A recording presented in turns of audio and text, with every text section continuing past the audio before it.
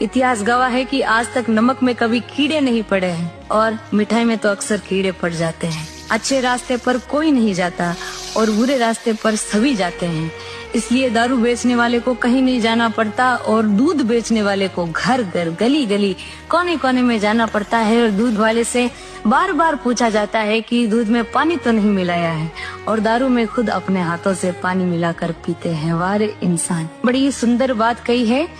कि इंसान की समझ सिर्फ इतनी है